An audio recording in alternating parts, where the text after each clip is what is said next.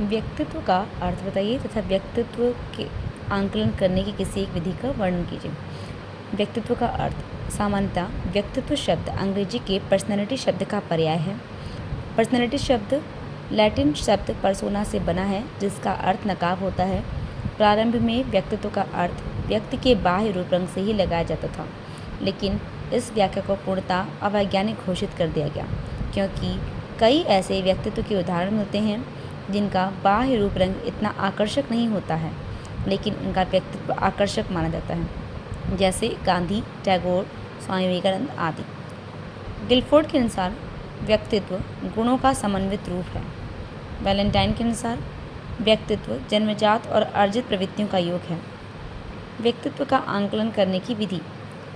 व्यक्तित्व को अनेक शीलगुणों का संगठन माना जाता है।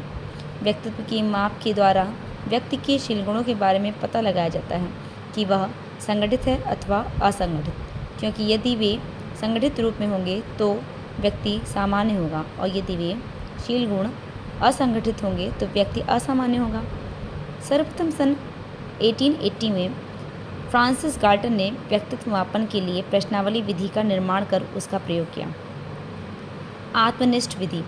इस विधि में व्यक्तित्व की जांच स्वयं परीक्षक द्वारा या उसके परिचितों की सहायता से की जाती है। इसमें निम्नलिखित विधियों का उपयोग किया जाता है। जीवन इतिहास विधि। इस विधि को मनोवैज्ञानिकों ने चिकित्सा शाखा से ग्रहण किया है। इस विधि में मनोवैज्ञानिक किसी व्यक्ति के व्यवहार को समझने के लिए उसकी माँ के गर्भधारण के समय से जो घटित हो रहा है उसका इतिहास तैयार करते हैं।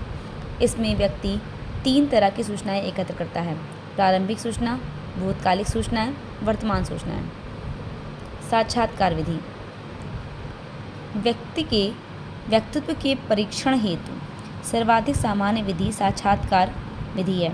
सरकारी नौकरियों में चयन करने के लिए इस विधि का सर्वाधिक प्रयोग किया जाता है। इसमें परीक्षक व परीक्षार्थी आमने सामने बैठते हैं। परीक्षक परीक्षार्थियों से विभिन्न विषयों से संबंधित प्रश्न पूछता है और परीक्षार्थी परीक्षक के प्रश्नों का उत्तर देता है।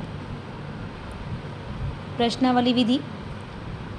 व्यक्ति के व्यक्तित्व के सामाजिक गुणों जैसे सामाजिकता, आत्मज्ञान आदि के परीक्षण हेतु मनोविज्ञान में प्रश्नावलियों का बड़े पैमाने पर उपयोग किया जाता है।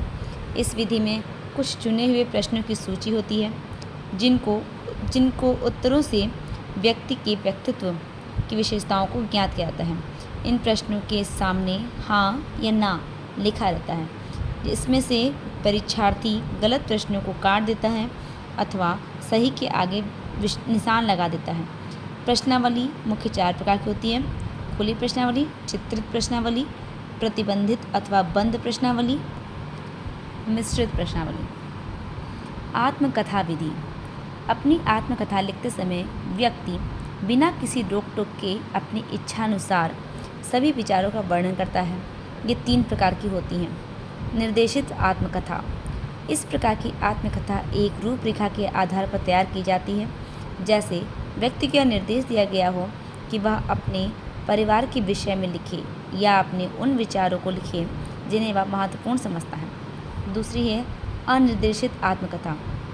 इसमें व्यक्ति के ऊपर किसी तरह का बंधन नहीं होता है, वह अपनी इच्छा अनुसार लिख सकता है। मिश्रित आत्मकथा।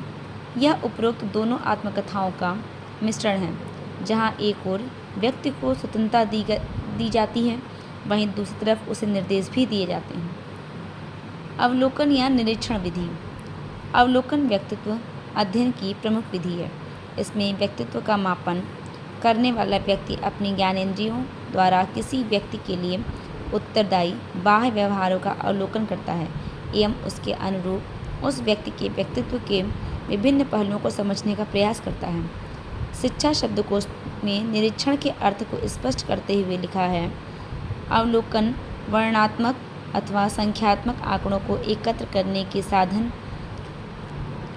साधन के रूप में दशाओं अथवा क्रियाओं को अवलोकित करने का कार्य अथवा प्रक्रिया है। जीवन की वास्तविक परिस्थितियों में मानव व्यवहार का अध्ययन करने की यह सबसे लोकप्रिय विधि है। Thanks for watching.